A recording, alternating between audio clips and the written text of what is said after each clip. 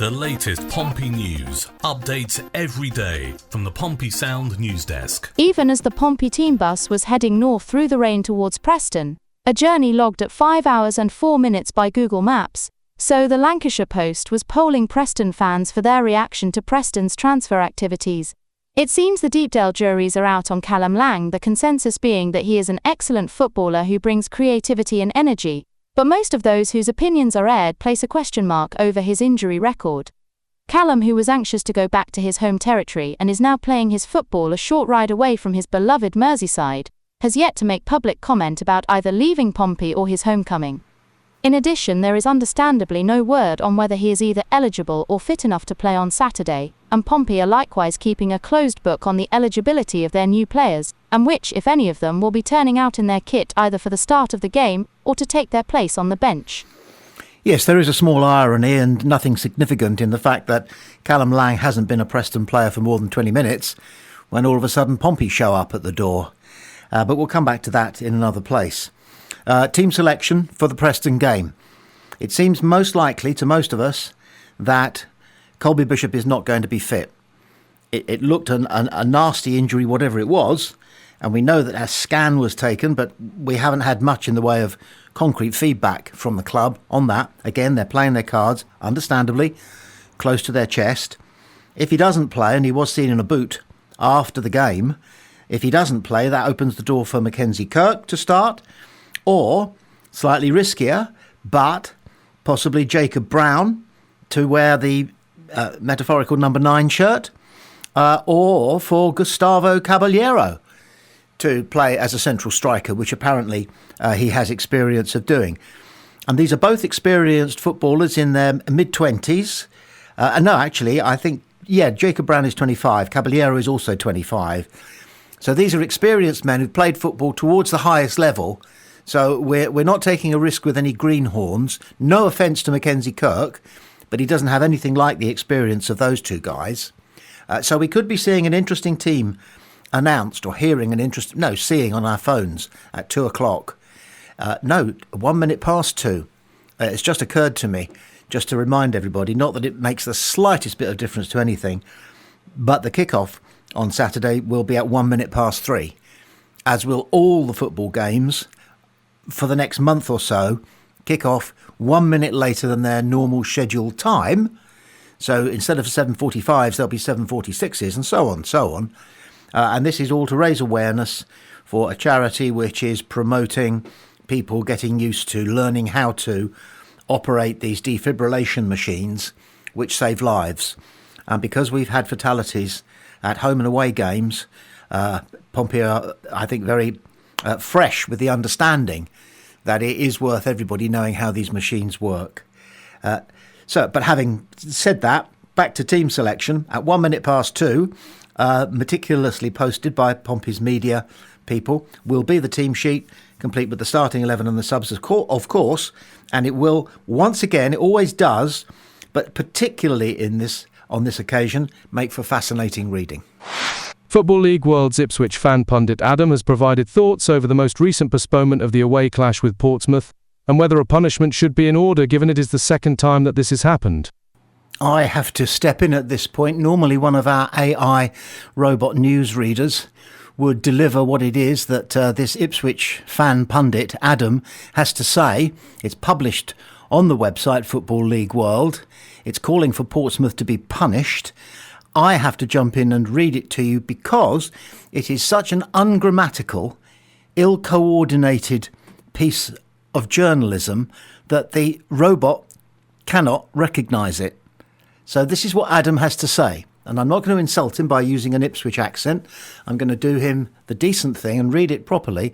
But you will hear yourself the confusion in his own mind that he then puts down on paper, or at least pixelates on a PC screen. Here we go. He says, "I think it's a very rare situation in football where games are postponed twice in a row.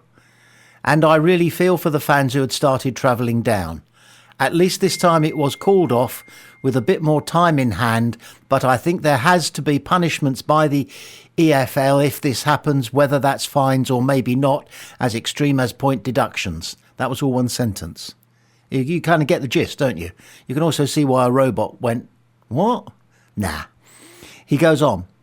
I don't think giving the game to Ipswich is probably a fair thing, but the idea of moving it to a stadium that does have the facilities and isn't going to get called off, but I think there's a bigger problem in that the Championship should have better regulation around pitches and the quality of pitches, all one sentence. Pick the bones out of that. He finishes by saying, when you get promoted to the Premier League, there are a bunch of regulations that have to be fulfilled for broadcast requirements and a bunch of other requirements. This is pre-O-level stuff, isn't it? The final sentence. I see no reason why there shouldn't be a set of regulations in the Championship that are similar and include pitch conditions, because in this day and age to have a match called off twice due to pitch conditions is a bit ridiculous. I don't know what anybody thinks they're doing in publishing something like that. And it's an appalling thing to suggest that Portsmouth are punished at all for what was an absolute downpour, a monsoon-type day. If we'd had covers on the pitch, then the pitch would have been 2 inches deep in water that hadn't had a chance to soak into the pitch. Absurd. Completely absurd. But, I suppose, in some corners of journalism, that's what you want. A little bit of nonsense. I hope you've recognised in listening to Pompey Sound as you do, faithfully, dear listener, that is not something we indulge in. Here's the BBC's Andrew Moon on Pompey's transfer window. If you buy into the theatre of transfer deadline day, Portsmouth were the club for you this January. There were late signings, an acrimonious will-he-won't-he saga, and some frantic Googling of players you hadn't heard of. Lots of excitement, but is it a good outcome for the Blues? The flippant response is always that we'll know in a few months, but we already know the signs are encouraging from the early business. Midfielder Ibu Adams has made a stunning impact and has been exactly the kind of player Pompey needed in midfield. Milenik Ali has also made an encouraging start, and Kishi Anderson looks a useful addition. Those three all know about the Championship, as does Jacob Brown. The same cannot be said for Gustavo Caballero and Madiodio Dia. Dia is a centre-back for the future, Caballero a winger for the here and now. It will be fascinating to see how they get on.